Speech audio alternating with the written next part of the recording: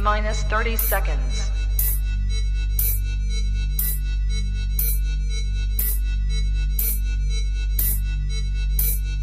T-minus 20 seconds.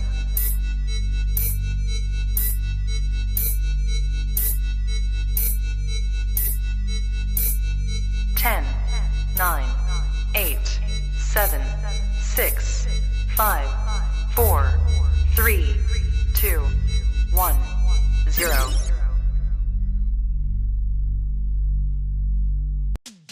What do you got to eat? Here, guys. Ooh. What's this say?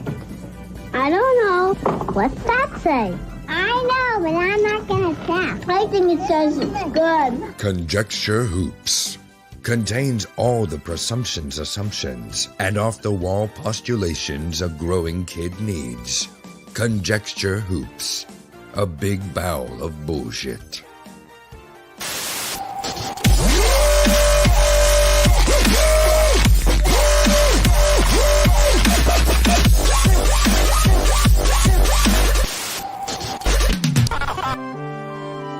Saturday morning cartoons, mostly conjecture based on little knowledge. Please welcome Max Headshrew, Dell, Aria Blackness, and your most gracious host, Ben motherfucking Jackson. Applause. Applause. Applause. Hello. Everybody. I don't know, you guys. Aria shaved, if you didn't notice, and Nick and I were just admiring his jawline and look at mouth. Give me and the structure side. of Give me his the side, face. dude. Look at what the fuck is that? Look at that. I think you got some So symmetrical. competition for the handsomest man in comic skate, Nick. I'm not sure. you got me I'm beat. not sure which of you guys it is anymore. I must say, Aria, I liked your mustache, but the clean shaven look really suits you. Okay, I'll have to. Well, I was on. We were doing the bargain bin a couple of weeks ago, and Jabba the Couch joins the chat, and he says that Aria chick would be a lot more bangable if she shaved. So took his advice. No, you're right. You are Don't more worry, man. I'm bangable. right behind you. I gotta shave on Sunday or Monday. You think so, Nick? Because Yeah. I think your beard looks good. Thank you. I appreciate that. I think I wear a beard pretty well, but I gotta go do some I think I work would. stuff and that. I would look better with the beard because of my like fat face and cheeks, but I don't have, for some reason, my stupid genetics only gives me like this thing, and I don't want to look like a white, like overweight white rapper with just the outline beard and not the full thing. So does your hair just grow in all white trash like that, or? Exactly. What? Like No, I try to overcome, where I come from, but white trash is just, that's in my blood. I can't help it. You got the reference though, right? Mm-hmm. The Joe Dirt reference. We picked that up, right? Yeah. Joe Dirt, don't try to turn it up, Dirt. When I do the whole handlebar thing, I look exactly like Joe Dirt. And so I love that. the only facial hair I can get away with is this mustache, and it's so blonde that you can't even see it unless you're really close. So That's so okay. I mean, Mark Wahlberg can't grow a beard for shit, and everybody that loves makes him. me feel a lot better. Yeah. The trick is not to bring attention to it. Just don't have a beard and never talk about it. Yeah. Well, have you seen like the follicle roller things? It's like a little roller with like Do little you think needles on those it. do anything? Like my Bro, barber. I mean, My barber says. how much money is it? Like $30? Yeah, Might work. Maybe I should just do it. We got 5 viewers. What's up? Hey What's up, guys. 5 viewers? Oh, hi, Sarah. Thanks for stopping by. So, Oh, cool. We've seen Sarah in the bargain bin streams too. It's cool. Yeah, She's sticking around in the community. Does she want to be a guest on the show? Sarah, you can come on. There's plenty of room. Have we posted the link in chat? Yeah, it's the first. It's the first one there. Nice. You can click on it. If anybody wants to jump on, more than welcome. So today's topic is about a horror TV show. Yeah. I hate horror. I'm famous for being a massive pussy that I can't watch horror movies. I get freaked out, proper scared out of Can my we get ass. some context on that? Well, I don't know how it started exactly. I think like there was a movie where some girl gets raped by like a deformed person. The House Hills of a Have Thousand Eyes Corpses? or something like that. This. Some movie where some this- pretty girl gets raped, and I was in a house where there is drugs being sold, and I was really high, and I think the weed was laced with something because it felt wrong. It was like a wrong feeling kind of weed, and I couldn't leave because my friend was buying drugs that had driven me there, and I didn't know even where I was. So I just have this like I remember I was like 14 or something, way too young to be in this place or doing these things. But I was really young. I was really high and not used to being high. It was like one of the first times I ever smoked. And this movie was playing and it freaked me out. That happened one time. And then the second time, almost the same situation, but several years later. Only in the movie, they were torturing someone and they were like sewing, the person had their mouth sewed shut or something. And then they were poking their eyes out one by one. And so those two How many eyes scenarios. did they? Yeah, You've that sounds like you've just watched two snuff films there, dude. That's like gore, right? Yeah, I mean, Well, there's, so there's that's a distinct difference between like gore porn and you Yeah. know, that's not the entirety of horror. Not to say that you don't understand that. I'm sure you. well, I fully understand aware. that now because I watched Archive 81. No one got raped or tortured to death. So I, I mean, there I don't was know what's worse. What's worse, rape and torture, or watching these guys try to act on screen? I Well, you wow. have to. Okay, all right. So let's just jump right into the Archive 81 thing, though. I have something to say about that. I don't think that anybody in that show was necessarily a bad actor. You have to think, what if the director just sucked? What if the director was just like, hey man, do less?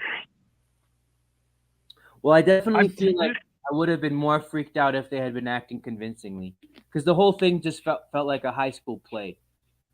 You know? Yeah, Mm.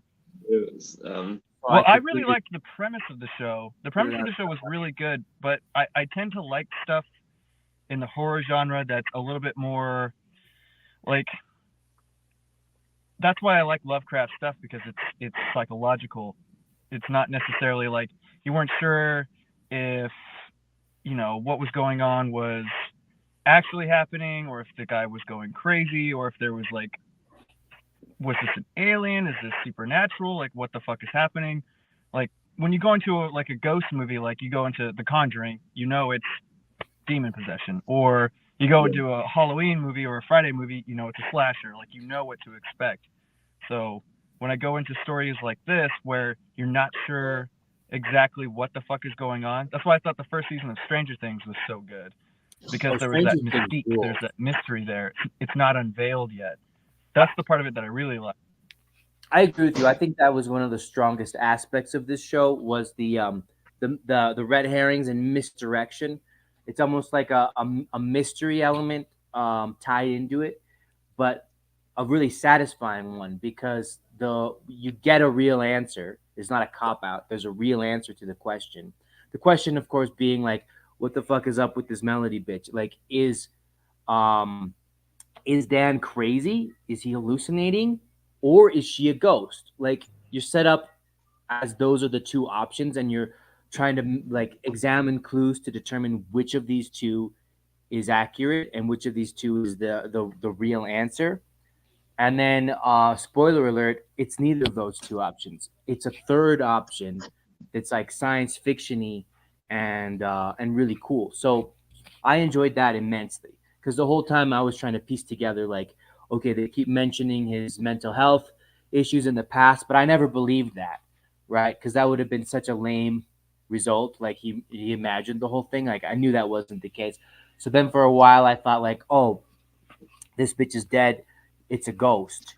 You know, maybe they killed her. I was expecting them to kill her, you know, and that was going to be like this mind blow at the end of it.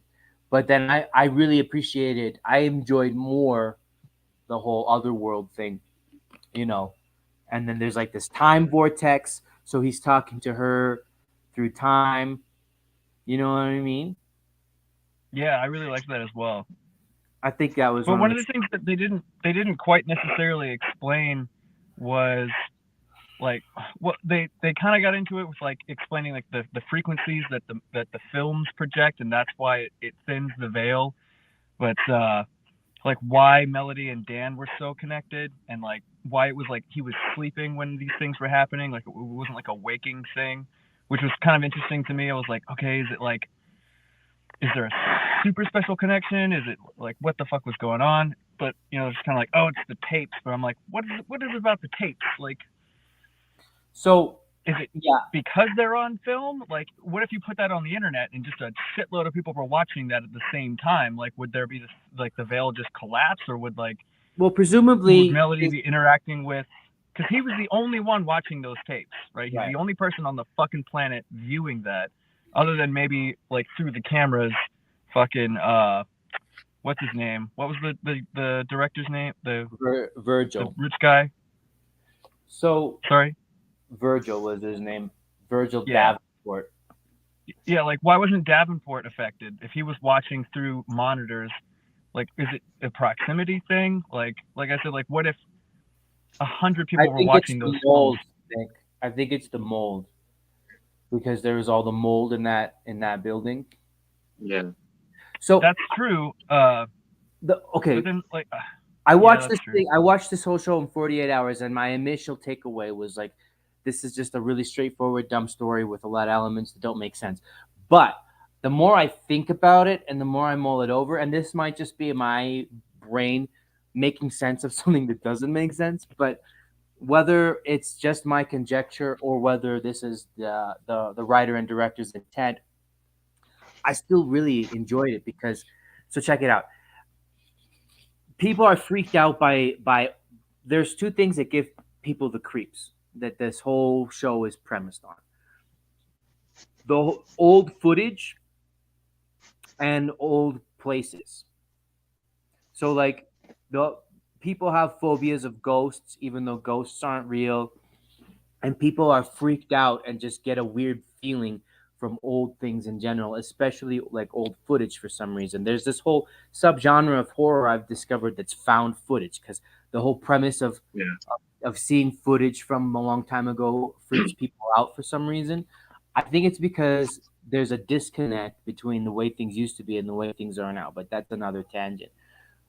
But this story, geniusly, in my opinion, sort of reconstructs a reason to justify that. So in real life, people are freaked out by these extremely mundane and safe things.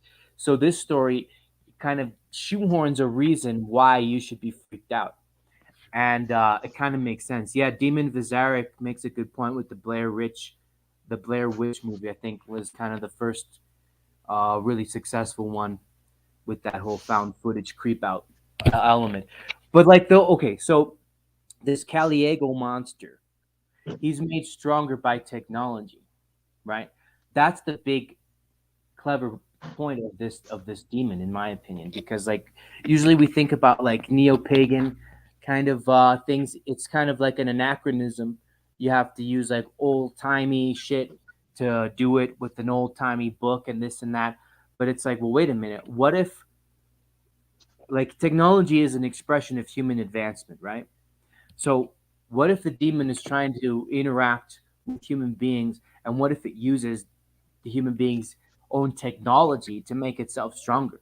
Because it's pretty clear, like the spirit photography element, when they have the picture and you can see Caliego in the flash from the flash bulb, and they even say they make a small comment about that in the show. It's like, imagine what we can do with moving pictures. Exactly. I should have I should have clipped that part because that's a pretty important line. I'm realizing just now. I'm realizing how important that is. That's a hugely important line. She's like, imagine if we had moving pictures, right? And yeah, because you could capture a moment of Caliego with a picture, but with film, you actually capture his entire essence because he almost comes into our world through the film, right? Yeah.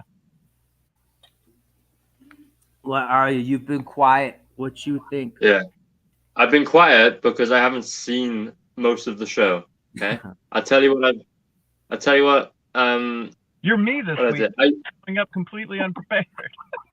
I watched episode He's 1. handsome and right? unprepared. Okay. Right. I If you think wanna talk about don't worry. Anyway, so I watched episode 1. Okay. Yeah. And I absolutely hated it. I couldn't get past the acting, guys. I couldn't get past it, and I see the Lovecraftian elements in it with the like cult vibe, and I really like the VHS aesthetic to it all. So rather than watch the show, what I decided to do. Oh, hey, Max. Hey, man. I heard you talking about old things, and you summoned me. Look, Arya, take from Max. I This cast man a is spell. literally on the verge of death, and he's here, and you couldn't bear through one show for like 8 episodes? No, but I'll tell you what I did. I watched Foundflix's description of the entire thing on 1.25 speed an hour before the show. So no one had. That's such a fucking... That's such a, like, dude, that's such a young kid thing to do. I don't have time to listen to people talk at normal speed. I heard you didn't like that dude's acting, Aria. So, I didn't like anyone's acting. so the assignment was to read Which Brave leads New me World. to believe that it's Yeah. not the actor's fault. I If didn't all of the read actors were bad, I didn't read Brave New World, but I did listen to Aldous Huxley give a talk on 1.5 speed. So I'm ready. I'll offer you something else. Instead, I watched something that I think is a better version of this show, which is called The That you haven't Mandela watched. Catalog. Ah, that analog horror. That's valid. Yeah. Yeah, I've seen that. It's got a very similar premise, and Ben, you would love it because it is super related to Catholicism. It's like an alternate take on how Christianity developed, and then there's some spooky shit involved. So But give the, Ben and Nick the lowdown of what analog horror actually is, because it's a specific. It's Yeah. like a sub. I It's like a sub internet genre of created horrors that is, and the vehicle for it is specifically analog media. So you can you can create it So yourself if you're clever enough. audio sets, like radio broadcasts, that sort of thing, and like these like YouTubers and stuff will tell their stories through these, like Max said, analog mediums, and it can be really cool. The Mandela Catalog, the thing that the monster in the show does, where he's sort of coming out of the TVs and the screens, there's that sort of element in the Mandela Catalog where it's set in the 80s and it's all about this demon, potentially Lucifer, who like he's basically kidnapping children through the screens, right? And people you start thinking to yourself, if he's been around since way back since the birth of Christ, why hasn't he done this throughout history? And he's chosen to start doing it in the 80s because that's when televisions started becoming, a thing. People started buying televisions, so now he has access to people's homes through the televisions. I think what that is an exploitation of anxieties that these technologies create. People are like literally afraid of the influence that televisions can have and of how it changes our lives. and it has done. Radio too, because people don't really decide things for themselves very much anymore. Now that we're all given the same media, you know, Yeah, speaking of which, have you most seen Kanye's Twitter lately, dude? Shit. Yeah, I've seen it. yeah, everyone has. That's fucking Lovecraftian in itself. Everyone Dude's has. going crazy. We've all I seen actually the same haven't. things. Kanye is an eldritch god. Narrative is the thing. It's like there's these certain outlets that affect everyone's lives simultaneously on a distance, and that's fucking weird. You know what I mean? And so these devils, whether it's the one from the Mandela catalog or whether it's Caliego or however you pronounce that, they kind of exploit that. Yeah, they exploit the vehicle for brainwashing, right? The vehicle for propaganda. It's a great little subgenre for that sort of horror. There's another one called Gemini Entertainment, which is like a sub pre-recorded look at the end of the world that someone's done. And then, have you heard of the Mystery Flesh Pit, Aria? Oh yeah, I'm all into this sort of thing. Yeah, that one is really cool. I love that. Yeah, the Mystery Flesh Pit is. Flesh Pit? Yeah, have you heard? That sounds like about an average Saturday for me. It's really good. So it's like an alternate. Like an alternate history where they sort of in America. It's like a park like Yellowstone Park. They drill down and they find when they're drilling down for oil, they find tissue like flesh. And like organic tissue. Yeah, when they clear the rubble away, they realize that there's this life form that's underneath the ground that's hundreds and hundreds and hundreds of miles long, right? And you find out all the information to this story through different sorts of media. So there's like posters, old letters, holiday brochures. Holiday brochures. And what they do is they turn this giant opening in the ground, which is something that's alive, into a theme park, and they go right down into the middle of it, and they build into it and all sorts. But inside it, it's so big that the germs inside it are like they're different creatures. And then, man, the guy that did it has a crazy good imagination, because like just the anatomy of this thing just goes off, like totally off on one. It's incredible.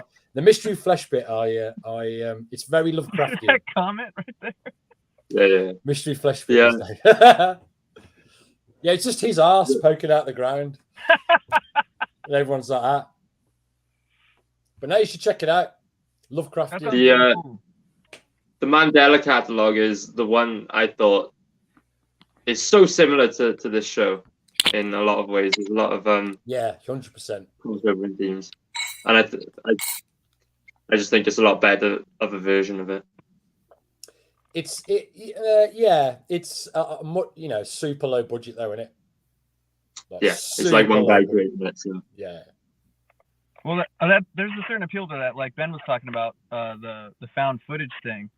Is what I think the appeal of it is the fact that it is low tech, but the found footage specifically is that it gives you the sense that it's more real. It's not cinematically shot. It's like you're watching footage that somebody actually shot. So it takes you into a different mindset of like, oh, I'm just watching somebody's video. Absolutely. And I'm new to the horror genre of finding that there's subgenres that I can actually appreciate. So tell me if I'm wrong, but my sense is that the real pleasure comes from when you're in a real life situation and you get the creeps and you recall the movie, and that amplifies the creeps in that real life situation, because it like marries the way you feel now with the way you felt watching the show. Did that make any sense? Because like Nick is describing like the scenario where you're watching old footage, and then this TV show is designed to give you the creeps. So my supposition is that the next time you're in the attic or in at your grandma's house, and you looking through old shit, you're meant to get creeped out recalling Yeah, so the way the show made you feel. the use of like that sort of analog aesthetic is to promote some kind of familiar memory that you've got in your mind without having actually to lay it out for yourself. It's the same. It's the same as if you were to like see in a film, you were to see like a curse written on a notepad as opposed to being written on a scroll. Like it's just a visual, but you know what that scroll, the visual of the scroll represents something, a whole history that you don't have to explain. And analog does that for the 80s and the 90s. So even people that didn't grow up with analog or didn't witness it like in it when it was around, they still get those feelings because now it's pushed forward as just another form of old school communication through media in the same way as a scroll would.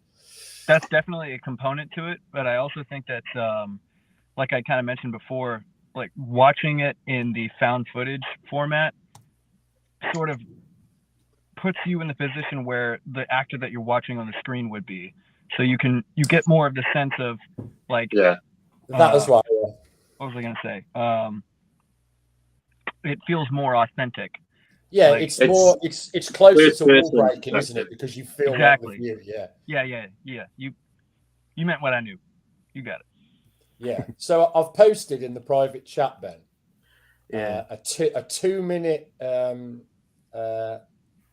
example of what analog horror would be. It's quite a good one. I don't know if you want me to share screen it. Sure. All right, we can do that. But first, real quick, I want to tell you guys about a beautiful product. Perhaps my favorite breakfast cereal. It's called La Leitera.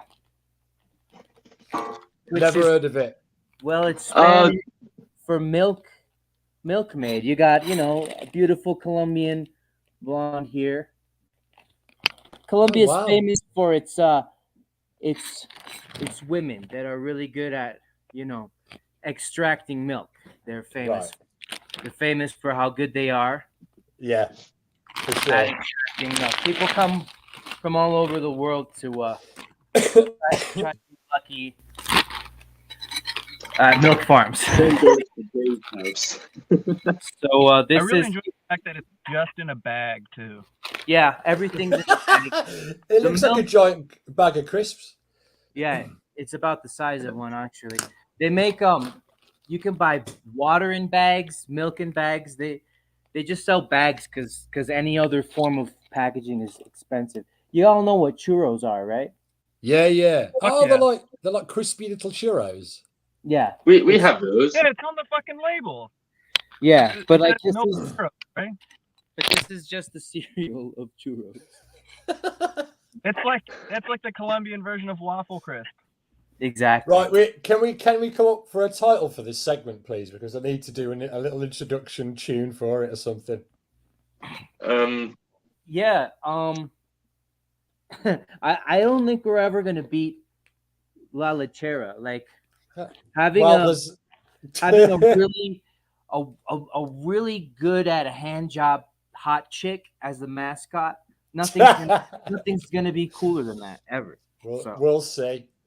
We'll see. Demon, I've watched Chronicle even. I half agree with you. I think it's half a good movie. I just can't get over how handsome Arya looks. Look at this fucking guy. Oh yeah, the facial hair's gone. Right? Yeah, exactly. You can't. Oh, Max, you missed it. Arya, you got to show him the job, bro. Last time. I can see it. Look at it. Wow, what a profile. You can't sense this, Arya, but I'm actually running my mouse pointer round and round your chin at the moment. I can sense it. I had a feeling. Yeah, can you feel it? Can you feel where it is now? Yeah. Someone should make an analog horror show about people, like if you masturbate to their photo, they get like a weird feeling, and they're like, I feel violated somehow. And then you turn Guys, around and he's just They say behind somebody's you with a talking about photo you, wanking ears to are you. supposed to tingle. What? Somebody's masturbating about you, like your nips get a little. It's me behind you saying that I'm masturbating to you. Guys, you know Dan was masturbating to these old videos. Look at that, the way he looks at Melody.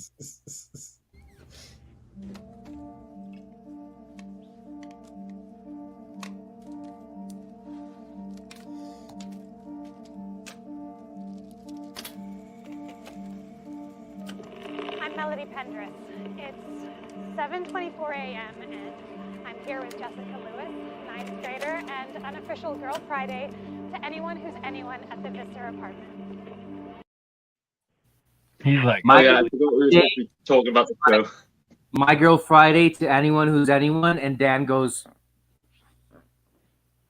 "Oh, really?" gets a little. Ooh.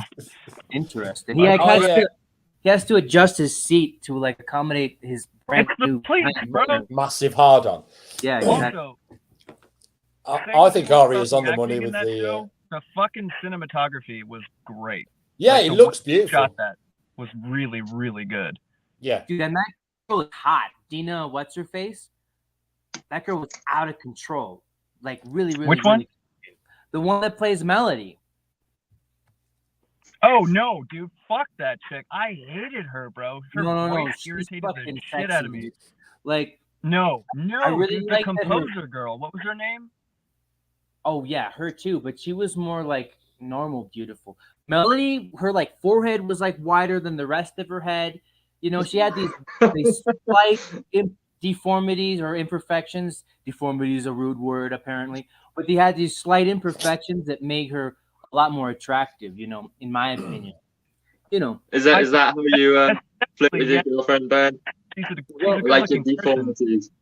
But I just like her, something about her voice, like her tonality, just the way, like, I don't know if it was because she used, Are you like, on about the publicity- bird with the camera?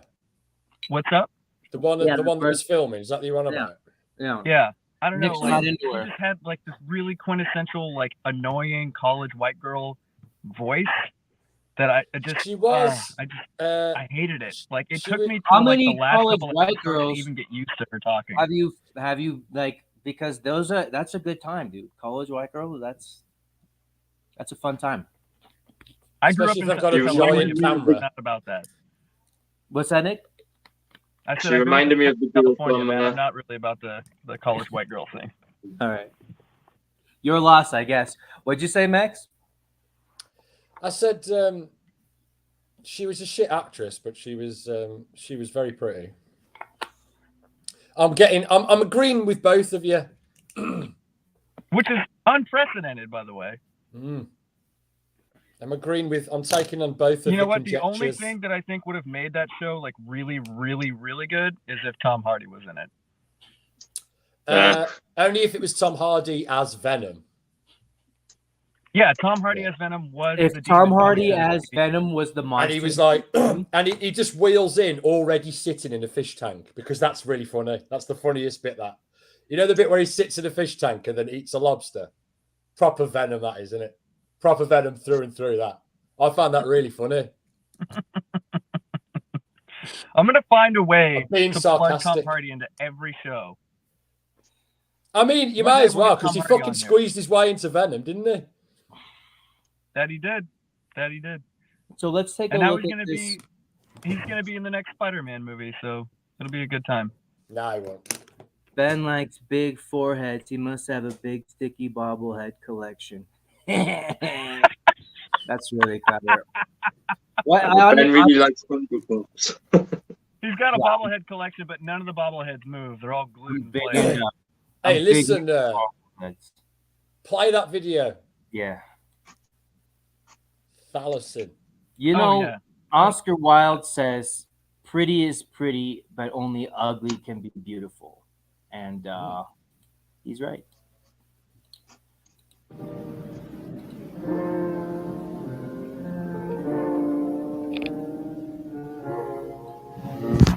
Or a loved one are suffering from any of the following symptoms: lack of feeling, emotional outbursts, fog of the mind, or memory loss, This may be a sign of Everyone mute. This may be a sign of advanced emotional deterioration. Advanced emotional deterioration. Today, 7 in 10 people over 7 in 10 21 Aria mute. experiencing emotional degradation severe enough to hinder everyday tasks such as workplace performance, social interaction, and general well-being.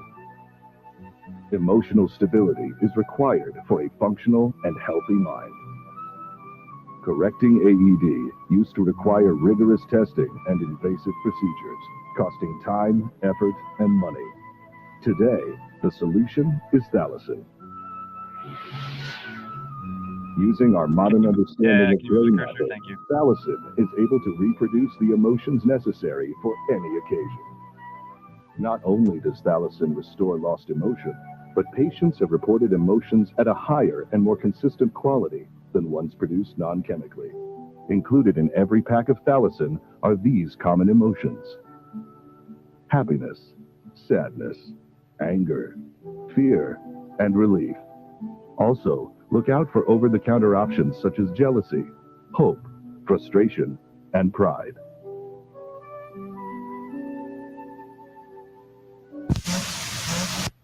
Tired of only experiencing natural emotions? Or maybe interested in expanding your emotional palette? Cutting-edge brain mapping technology has not only allowed us to refine existing emotions, but has also allowed for the creation of new emotions and emotional experiences. With Thalassin Plus, experience emotions beyond previous natural capabilities. These new emotions include degrance, humber, nage, dorselessness, Andric, Veronate, Harnish, Hard, Trantiveness, Teluge, Brick. To experience the power of Thalassin, call the number on your screen now before supplies run out.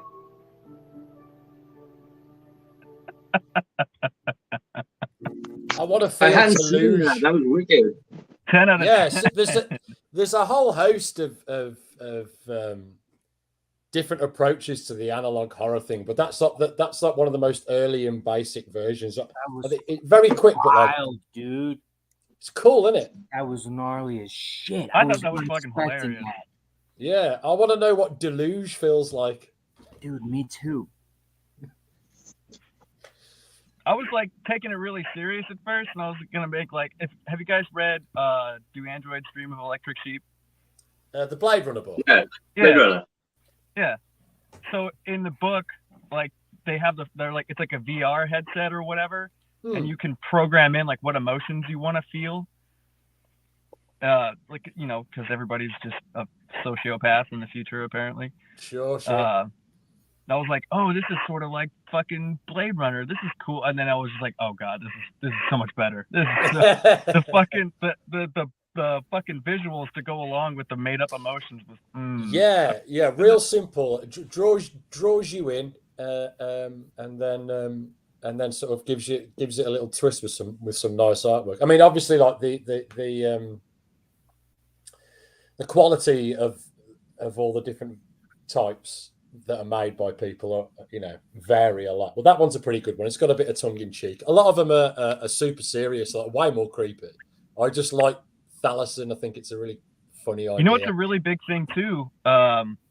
Is it used to be bigger on 4chan, but it's big on Reddit now, is like creepypasta. Sure, yeah. Where it's just text, like you're just reading a story about things. Like that's how like Slender Man got really popular. Yeah. Because of 4chan. It just, somebody made it up, and now it's like a fucking movie. I just a guy on a fucking forum. Yeah, I like what Aria was saying earlier, like the sort of tentative link that he made between the series and the analog horror genre. I think he's bang on. I think if without analog horror, like the Mandela catalog, I don't think that series. I don't think it exists, because I made that observation as well, and I think the issue might be. Go on, Aria. The difference being this show introduces elements outside of the VHS tapes, and Yeah, I think that's the bit that took me out of it. Yeah, exactly. So the bit that Nick likes, which is the outside of the analog arena where it's shooting like a film, like that is beautiful. Yeah. But that does take you out of it because you like you say, like you no longer feel like the consistent viewer, do you? You feel like you're watching someone watching stuff. Although it is creepy, like it does work in some areas, but like it on is. the whole. Well, I was actually going to say that I really thought that Archive 81 did a really good job of blending found footage with like cinematic horror. Yeah.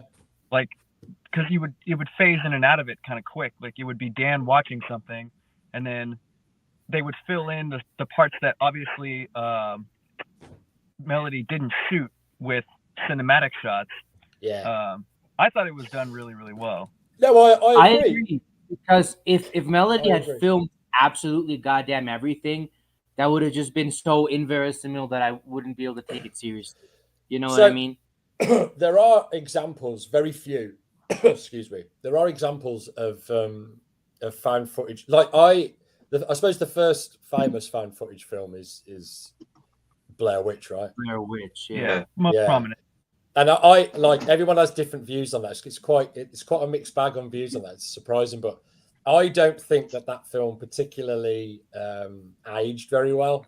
I remember people being really scared of it when they first watched it. But if you go back and watch it now, it's I feel like it doesn't have the impact because it doesn't have that. It doesn't carry with it that sort of new thing. I mean, people were literally saying when that came out that it was real. Do you know what I mean? Yeah. Well, I mean, also, like, since we were talking about technology, like, people are hyper exposed to shit all the time. Yeah. You know, like, they're seeing stuff on their phone. They're watching a bunch of movies. They can watch whatever series they want. So they see this shit constantly. But back then, you still had to go to the fucking movie theater and watch the fucking movie. Absolutely. And that's why I'm sort of saying, I suppose, why if you... it would be difficult to do, but if you were to do a series where you were the consistent viewer for the entirety of the time, and you could hold the viewer in that place whilst maintaining interest, so it's not just one consistent camera loop like Blair Witch, it's other things maybe. If you could do that well, I think that would be absolutely terrifying, but it would be hard work, I think. Yeah, maybe you could do something like, at least for the first quarter of the series, it was different people's found footage revealing different things about the story or whatever the overarching theme is. Well, you could do trying to piece it together, and then later they can bring in some cinematic shots. Well, you could do a multitude of different types of media being fed to you to build a narrative. So you could have, think documentaries, adverts, things that you see on a PC screen. What you mean, like Mark Zuckerberg admitting and capitulating that he's gonna suppress certain points of view and certain media on his outlet in favor of something like that. And then but later on, you get like this other found footage that reveals that like this virus hypothetically was actually created by human beings in a lab. Sure. So like slowly more information is revealed that makes it even more frightening. There has to be a cult thing.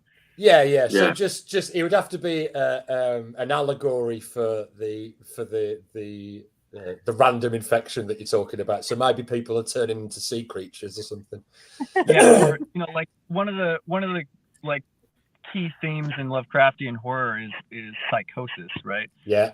Like pretty much everybody knows Cthulhu, and that like the whole thing is like fucking. Have you like played any of the games surrounding the storyline? Everyone goes crazy. So I'm playing through one of them currently called The Sinking City. Now, I learned about H.P. Lovecraft when I was a kid, when there was another game called Call of Cthulhu, very similar, came out, and I started playing it, and I was like, what the fuck? Because I knew Cthulhu because of Metallica. I was like, oh, that's a Metallica song. What the fuck is this song about? That's how you found I'm a metal kid. Give me a break. But then I started playing this game, and I was like, yo, this game is creepy as shit.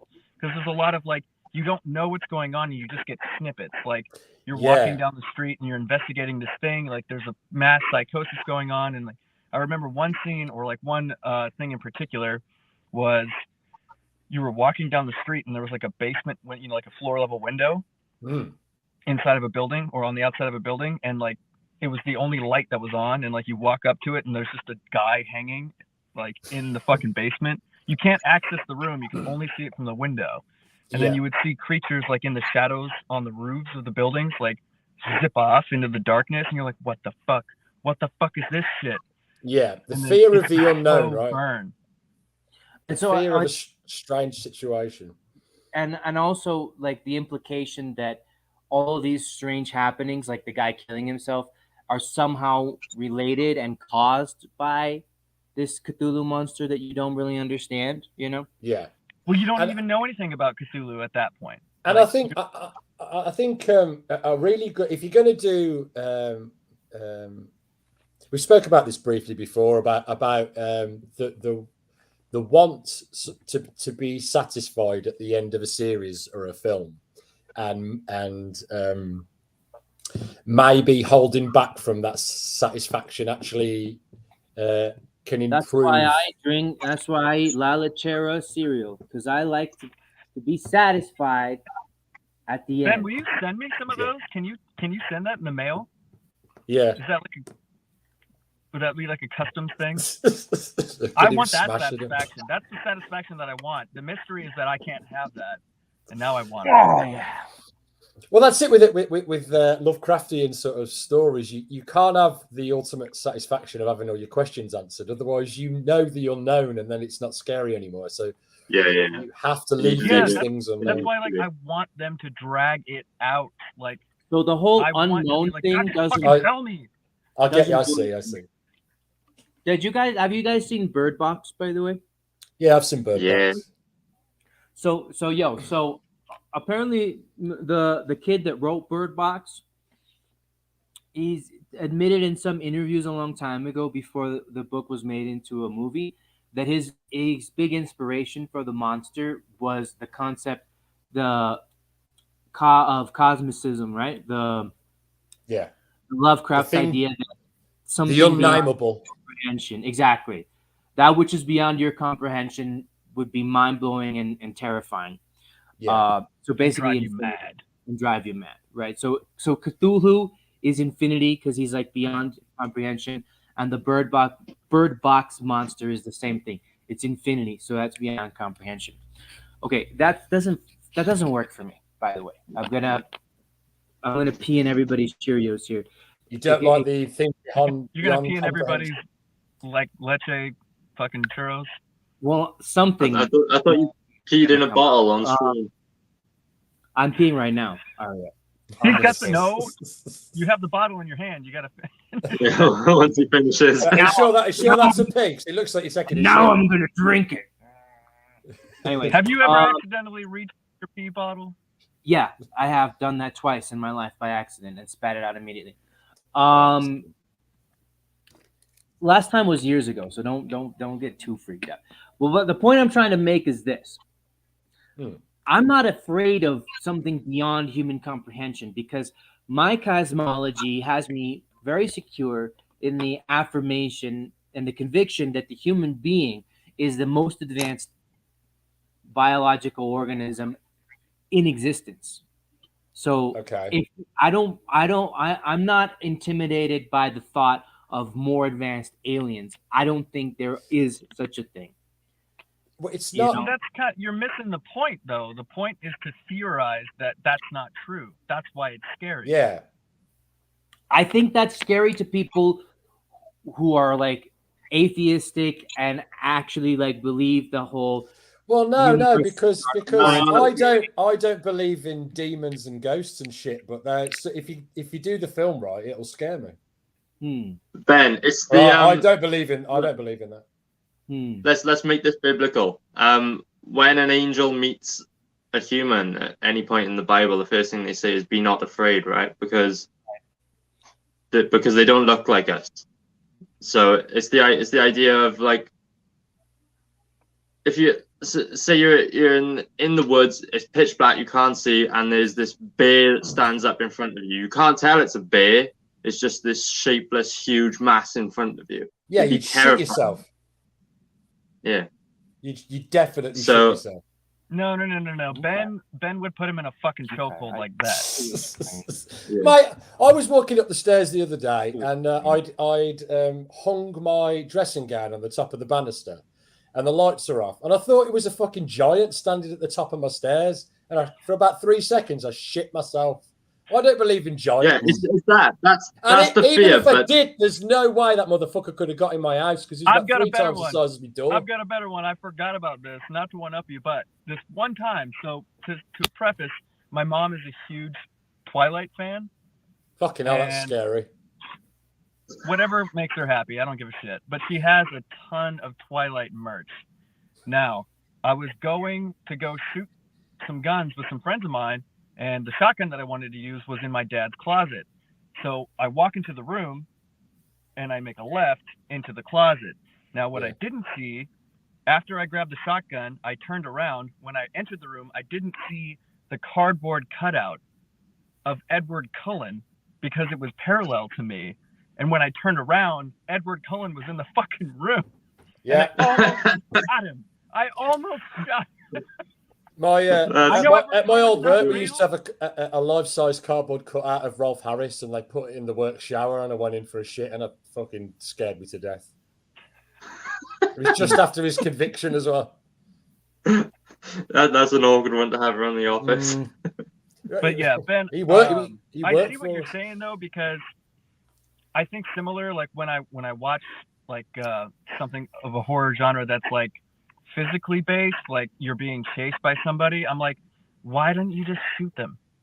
Like it doesn't scare me because I'm like, I would plug that guy like 18 times. Yeah, on the surface, but you're making me like.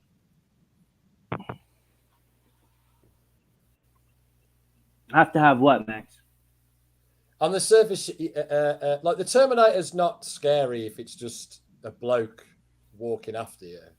The Terminator's scary because of the context given to him. It's an unstoppable machine, right? And you've watched the film, so the first time you watch it, it's scary. Like the concept of this thing coming after you and never ever stopping.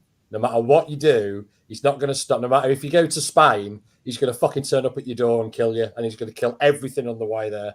That's frightening, but I don't believe in the Terminator. Isn't that the same premise as that Jason Voorhees character? Like he's just going to come in and you can't stop him. Sure, but and there's another movie that I read about called It Follows. Oh yeah, that's good. That's good. It's trying to scare kids into not having premarital sex or something like that. But the monster always follows you and it never stops. You pass it on by shagging. Right. I'll be honest with you. I don't think that's going to stop them. It was a good attempt. Fucking hell! Stop me for someone getting pulled apart by that thing. Mr. Pillow Pants. Pillow Pants. You guys but like, yeah, the pussy troll. Yeah, the pussy troll. Yeah, bites your dick off. Yeah, very Lovecraftian. Very Lovecraftian. Beyond comprehension. Yeah, you've got to give yourself over to the context because if you resist, then what's the point? What's the point in it? Well, the thing is, like, I've misunderstood the entire horror genre because I've avoided it precisely because of the things that I actually am afraid of in real life. You know, which is demons and witches. Well, but just look at it as I mean, horror is basically a subgenre of fantasy. That's it. It's just the heart, you know, the demons and the shit that scares you. That's the bit more focused on, and it's such a wide genre as well. Like, it's such an exceptionally wide genre of film compared to most of the genres. You get a total plethora of quality. But I'm not going to accept the Lovecraft thing so easily because I'm new to horror film. but I'm very familiar with horror fiction. Yeah, so like here's why the Lovecraft thing falls flat on me. Okay, so check it out. So I read Dr. Jekyll and Mr. Hyde, and then I can't sleep because I'm up all night wondering, like, what about my suppressed shadow? And like maybe really I'm a monster, and I need to fucking do some self-analysis and integrating the parts of myself that I'm ignoring, because otherwise it could come out, you know, as something dangerous. And then I read Bram Stoker's Dracula, and then I can't sleep because I'm like, how is my selfishness and my avarice oppressing others, and what does it mean to be successful versus being a tyrant? And I have all of this like this moral quandaries about myself as a monster. And the same thing happens, you know, when I read Frankenstein's monster, and I'm wondering for days, what does it mean to be human? Where's the line between animal and human? How much of humanity is based on loving interactions, and all these other really deep thoughts. And then I read The Call of Cthulhu, and I'm like, oh gee, I hope there's not like a demon octopus underwater. Right. And then I realize, like, oh, there's not. So I'm fine. You know what I mean? So you're struggling to find the allegory within Lovecraftian cosmic horror. Yeah, I can't apply it to myself. I don't see how. Well, it's about being alone. It's about being agoraphobic. Like, I mean, basically, H.P. Lovecraft was. I love H.P. Lovecraft's writing, but he was a product of his time, and he was agoraphobic, and he was like, I think he was an actual racist as well. Yeah, so, like, he was like xenophobic and germophobic. Yeah, but I don't think if you read about his life, he had a very strained upbringing and an odd relationship with his mother.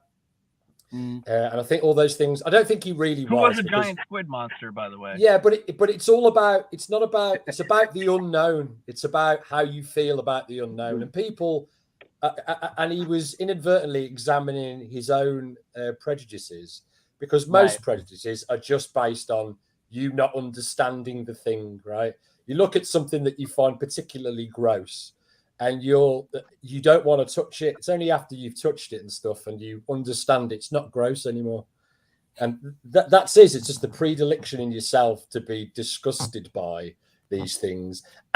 And on top of that, the unknown, the feeling the way you feel secure with religion, the opposite of that. What if you felt the opposite of that, which is nothing? Absolutely nothing. Actually impossible for me to imagine that. Yeah, I know. Yeah, but nothing's impossible, Ben. But all right. But you have to put yourself in that mindset. I don't know what that would feel like. But well, what that's it. Explore it. Because I would say that as far as the horror genre is concerned, Lovecraftian stuff is, because I had trouble with it for the first couple. I remember when people were talking about it to me, and I wasn't looking at it quite in the same way as you are, but I was having trouble relating it to other horror media that I'd seen, and trying to figure out where is the pleasure or where is the entertainment in horror. And like there's like a deep sense of like this impending doom. But that's where it is. You've got to dwell in that. But it is an acquired taste. It is an acquired taste. But I mean, Hellraiser's Lovecraftian. That's true. That's and true, also it's like that's true. Like, well, go ahead, Nick. It's like you know, the unknown in the Lovecraft stories is like this all present but nowhere but everywhere type feeling, type presence. And it's pure evil, and you don't understand what's going on, and it's just like this. It's the mystique. It's the mystique. And the thing that it wants from you, is horrible, but it's still beyond your understanding. You don't know why it wants this thing. Do you know what I mean? So Hellraiser articulates this a little bit more accessibly, because so there's two things, right? The Cenobites are somewhat related to like the mythology of demons, which whether you believe in them or not, you understand what that is. Yeah, sure. Otherworldly beings that want to torture you, right? for all eternity. Also, thank you, Hellraiser, for developing my leather kink. Right. And my bald kink. That's where I was headed, because the other thing You could cosplay as Pinhead, I wouldn't even be surprised if he already had. But the thing about Cenobites is that they're sexual, right? Because the character, sort and of, this is so much more clear in the short story, by the way. But like the guy who raises them, he's like a sex addict, and he's looking for like a new high of masturbation and fornicating pleasure, right? And so the Cenobites play into that, and they kind of flip it on its head, because then they're like, what if instead of extraordinary pleasure, we give you extraordinary torturous pain? And what if they're taking the horseshoe theory of pleasure and pain, and they're completely blurring the lines. So they're saying you said you wanted the ultimate, but the ultimate comes. I mean, it's the thing that me and Ben always go on about is the standing in two circles thing. In order to have the ultimate, you have to have the ultimate of both, right? So you're having. Can you feel either when you're in exquisite ecstasy and tremendous pain? Can you even decipher between the two? Which explains why I stay in toxic relationships for so long. It actually does. It does. It's an allegory. It really applies. Yeah, it really does. It absolutely does. So taking the same principle of the horseshoe sorry, Ben. You hit the nail bang on the head, Nick, because like the main plot isn't about them. The main plot is that relationship between Frank and what's her name, the wife. They've got like this utterly destructive relationship, and she keeps going back to him no matter how shit he is. And in the end, she ends up murdering people for him and bringing him back. And it's only right at the very end she realizes it, and it's too late because he still does her over. Right at the very end, she's like, maybe I shouldn't have murdered those people. And all of that was for nothing. Of course, she gets to the second one and she gets her revenge. What do you think, Arya? Yeah, Hellraiser's cool. Hellraiser is cool. Well, you're so pretty. Dude, you're so pretty. Hellraiser is a very human-centric Lovecraft story. Yeah. Right. Same goes with this show. Hello. Archive 81 is very human-focused, and that's like one side of it. The other side of Lovecraft is the stories where humans are completely insignificant to existence, where it's all about these eldritch gods, creatures that are. That's what I can't wrap my head around. So, okay, there's a film called The Void. Has anyone seen this? Yeah. Yeah. Don't say anything. Have you seen it? Sounds very relatable. I know a lot about The Void. Before we get into The Void, I just wanna like finish off that chapter. I was just going to recommend it to you. That's all. I'm not going to tell you anything about it. Cheers. I'll watch The Void this week. But like, okay, so Max's horseshoe analogy, which is why I like Hellraiser, I think I can apply that same thing to the Lovecraftian thing, because okay, in Hellraiser, everybody understands like sexual rapture and ecstasy. Okay, what if you had to marry that with extreme torturous pain? Okay, apply the same concept to Lovecraft. So you've got like God is beyond comprehension, but God is good. So I love God, and I'm like amazed by this thing that I can only sort of understand. And I know it's just the tip of the iceberg, and the rest of it's beyond my comprehension. Okay, but what if instead of loving and caring about me and aware of me, what if it was the opposite of that? What if it was indifferent to me and unaware of me and apathetic towards me? You got it. That would be horrifying. Horrifying. Yeah. And you'd absolutely 100% certain know that this thing exists. It's there. That's it. You got it. Perfect. Yeah. Absolutely perfect. Yeah. Wow. You guys didn't see this, but you missed a very southern scene just now. A truck just drove by with a giant half American, half Gadsden flag on it. Huh.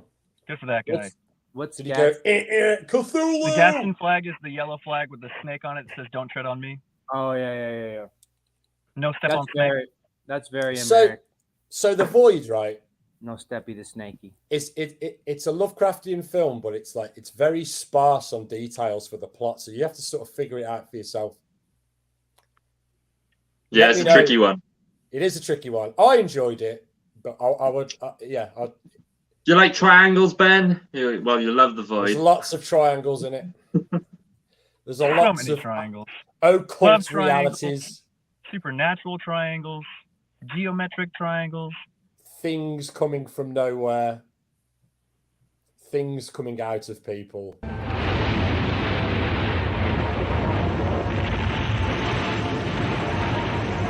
I think we're too late.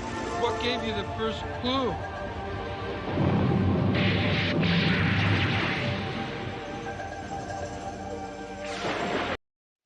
Oh my That's God. it. That's basically The Void. They missed such an opportunity right there. He could have said, "What gave you that Cthulhu?" You know what? We've featured that scene on this show like three times, and I've started to realize I think that was my first introduction to Cthulhu, and I didn't realize it as a kid because I remember watching it, and I remember that episode specifically making me feel very sad, and I think it was because of the music. Well, the music's dead, somber, depressing. Yeah, a lot for a little kid. What I was going to mention is, I know I kind of touched on it earlier, but one of the more like super popular, what I would consider at least moderately Lovecraftian, at least the first season, is Stranger Things. Like Stranger Things uses the same type of atmosphere in the first season of the whole, like, you don't know what the upside down is, like you don't know why this kid has powers, like you don't know what these weird things are going on, and these kids somehow are figuring it out. And then I really like the whole, like, you know, secret government conspiracy shit going on. Huge X-Files fan. I know we've mentioned that a bunch of times. I adore Stranger Things because it's like, okay, I'm just playing Dungeons and Dragons with my friends and being a kid, and meanwhile I'm like completely ignorant to the fact that MK Ultra is real and like my government is torturing children my age, you know, use them as weapons, and that's real. That's what do they call the thing from the Upside Down? It's like the Mind Flayer. He's very Lovecraftian. Yeah, for sure he is. The Demogorg? Yeah, that's what it. Yeah, that's it. The Mind Flayer is the big boy. The big one, yeah. Big boy. Yeah. Yeah, you're right. Stranger Things is very Lovecraftian. And I really enjoyed Stranger Things. Plus the music. Very, very good. Yeah. They've got it down. They've got the synth wave. They've got the 80s aesthetic. Yeah. One cool thing they did with that was the guy who made the music for Stranger Things used analog synths to make it all. Yeah. See, man, it works. There's something about it. It works. That grindiness works. It's got analog is great. It's got Akira in it. It's got Lovecraftian horror in it. It's got your 80s nostalgia. And what I especially the Goonies. See, what I especially like about Stranger Things is that most of the protagonists are children, and it's been a while since I've seen it, so I won't get the elements exactly right. But if like I went through this in some detail the first two seasons, like everything hinges on the toys, right? And see, those children take their toys very seriously, and the toys are like the tools and the weapons that they use to defeat the real monsters and the real problems. Sure, yeah. There's a lot to be extracted from that, but I'd have to think about it more. But I think that's the strongest aspect of the show, honestly, is how seriously they take their toys. We could do a whole other episode on Stranger Things. Yeah. We will do. And that would super apply to the theme of our show, you know. The fourth series is on its way, isn't it? It is. Yeah. I don't know how I feel about that though, because I feel like a lot of the appeal with the first two seasons was that they were so young, and the whole like unveiling of the mystery, which is the part that I really, really like.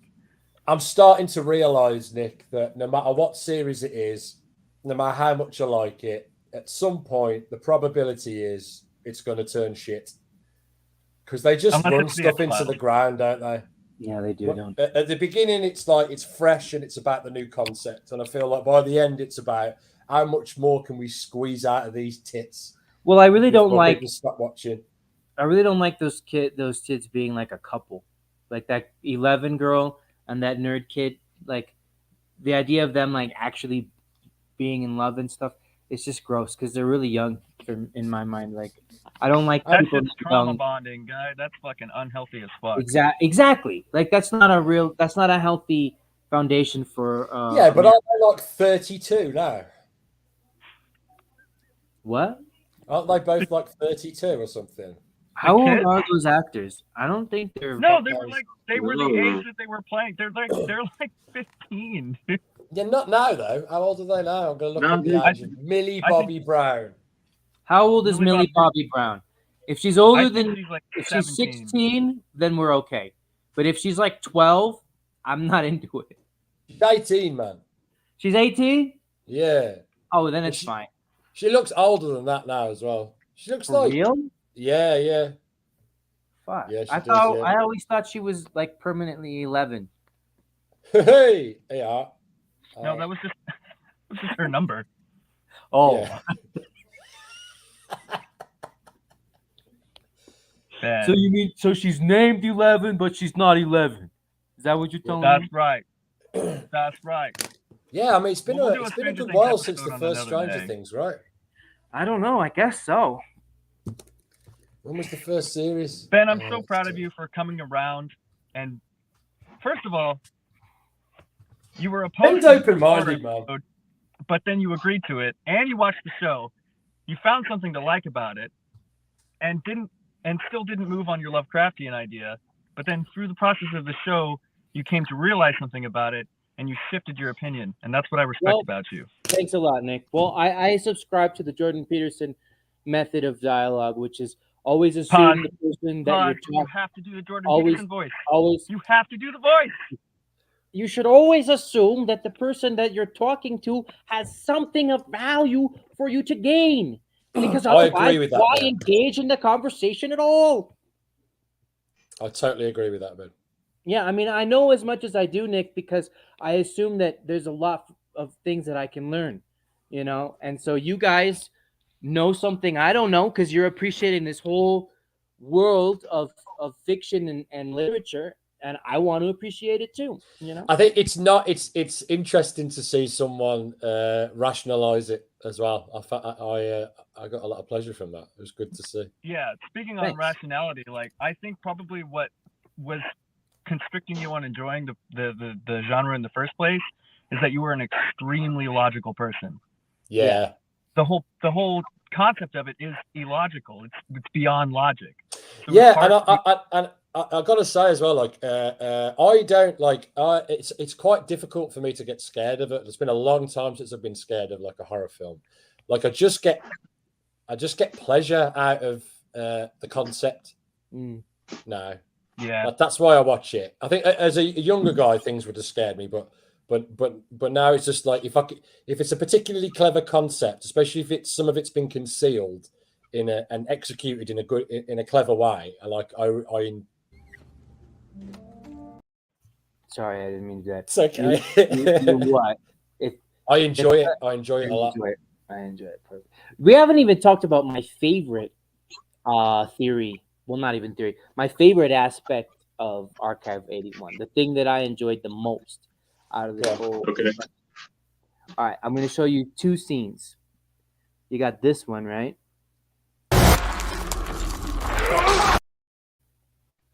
Oh no, this one.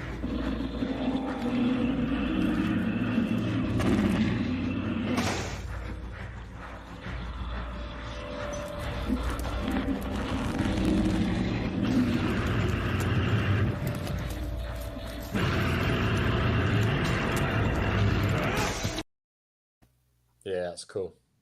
I love that for so many reasons. First of all, it's like the payoff because I don't buy into the whole "it's scary if you never see it" thing. I don't go for that. But like the monster's coming at him through the screen, right? But then who else is through the screen, right? Who's watching Dan right here when he says, like, it's us watching him, right? But wait a minute. Why is he smashing the screen? He's not aware of us. He's aware of someone else watching him, right? Yeah. Who's watching him? Fucking, what's his name? Fucking, what's his name? Rich white guy, right? Yeah. So, whose name is Virgil Davenport. So, is he afraid? Who's the monster here? Is the monster Caligo? Or is the monster Virgil Davenport? Right? And they both exercise their power over Dan and their threat to Dan through the same way, through the screen. That's how they access him, right? Yeah. So, yes, Caligo is real on like a metaphysical level, right? Just like the devil is real if you believe in that. But evil manifests itself through other human beings tyrannically imposing themselves on you, the way that Virgil Davenport tyrannically imposes himself on Dan because of his evil and his greed. You know what I'm saying? So it's like you've parallel between the two kinds of monsters, real monsters and metaphysical monsters. Great show, by the way. Real monsters? Anybody? Nothing? I'm only aware of really, the books guys? that I've written, That's which all. is The Call of Cthulhu. That's all I get. Ben, that was my. No, you're absolutely fucking right. That was a fantastic Goddamn analysis, right. which I also didn't consider, because a lot of times when it's a human threat, I don't. It's just like, okay, that's a guy. Maybe it's because I've been in the military and I've been underneath tyrannical people for so long that I'm like, okay, Right. yeah, whatever. But I honestly didn't consider that they made that parallel with him being oppressed or affected by these screens, which was something that he found pleasure in and was fully enveloped in before, but now the thing that he loved has turned against him, or seems threatening to him now. Exactly. Yeah. Because he had pleasure, now he has fear.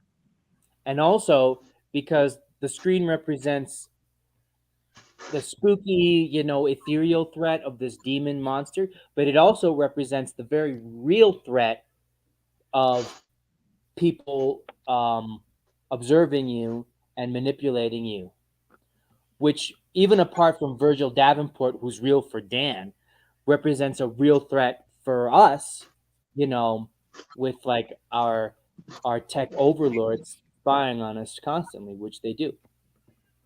And offering us large sums of money to sit on a fucking super awesome compound in the middle of nowhere. Yeah. I agree with you, Ben. So I really wish some millionaire would offer me a lot of money just to live in the middle of nowhere and draw comics all day. That is the dream. Well, Arya, with the looks that you have, if you start an OnlyFans, that's pretty probable. Yeah, you could get yourself a sugar daddy, I reckon. Yeah. Okay, I'll have to ask the girlfriend first. We'll see how it goes. Goth trap, Arya. Does she prefer mustache or no mustache? Or have you asked her? Neve, do you prefer mustache or no mustache on me? Just mustache. Yeah. No, not just mustache. You look a bit creepy with just the mustache. Just the mustache. What'd she She say? said I look creepy with a mustache. You look better with a mustache, she said? No, she said you look creepy with just the mustache, but then does she prefer the whole goatee and beard? The whole thing? What's your ideal look for me? No beard? You're supposed to say you love me however. Just tell the truth, Neve. Just tell the truth. Stop beating around the bush and tell him how you like the man to look. He'll do whatever you want. I think he looks pretty young without a beard. Are you saying you want it young? Is that what you're saying? No. Oh, so you prefer him with the facial hair then? She's not giving a clear answer. No, you're being very evasive. No, it has to have the beard. Just the mustache is weird. It has to have a beard. Okay, She wants so the whole beard and the stash. Okay, got you. Nice one, Neve. I will Thank shave you for your half input, off. Steve. We all appreciate you. Okay, so that matter's closed. Let's go back to the show.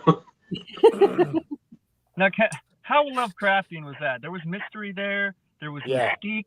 There is we the didn't know. unknown. Ultimately, I don't even know what Neve. know the answer. I'm not even sure if Neve was even there, or she's just some kind of creature Completely off behind the the screen. camera. We haven't even seen Neve, so like the monster hasn't been revealed. I'm just. Everyone knows Neve is my puppet master. I got strings on all my fingers and all that. She's standing up there. Also, a fucking great I don't movie. make any of the decisions around here. Puppet Master. It's all her. Puppet Master was sick. The little knife, the fucking I was like, how do you get murdered by that? How? What are you doing? It's a puppet. Just kick it. Fuck you talking I about? actually got introduced to Puppet Master through Metallica. That was my first. Yeah. Okay. Right, said Fred. Okay. All right. Full Thank circle. Thank you. Appreciate that. I think that's all we have to say. That's it. I think so too. We really should have had a Metallica clip lined up for the end of the show. Call it Cthulhu. Take us out with beefy ring. Well. So next week time. we're gonna do. Sorry, what did you want at the end of the show, Arya? Like a Metallica clip? I don't know. Oh yeah, I didn't have one, but if you ever want me to clip something, you can let me know. Prior to the show, and I'll prepare something. But yeah. So next week is either Final Fantasy or Teenage Mutant Ninja Turtles, isn't it? Next week is Final Fantasy, and I've got two special guests calling who have never appeared on the show who are going to come on. Fantastic. That's the cool thing. Who? I'm not going to tell you who. Okay. But and isn't that so Lovecraftian? That was so Lovecraftian of you, Ben. Are they metaphysical? Are they demons? We went from a Lovecraft hater to the biggest Lovecraft lover there ever was. All right, pause. He is Lovecraft. He's got to rewrite all of Rogue. Ben Craftian. There's a lot of Final Fantasy influence on the character of Rokan, and I'll tell you all about that next Saturday. As will my very good friend, who's also a comic book creator, and as will my other very good friend, who's also a comic book creator. Plus, Max will be here, Nick will be here, Arya will be here. Hell, we might even have Del on here. Don't forget Tune to in. like and subscribe. I love you. Like, subscribe, share, and everything else.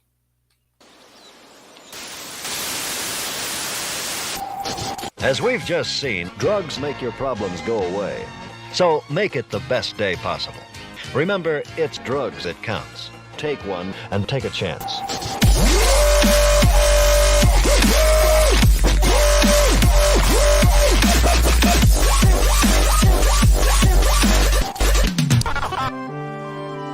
Saturday morning cartoons, mostly conjecture based on little knowledge.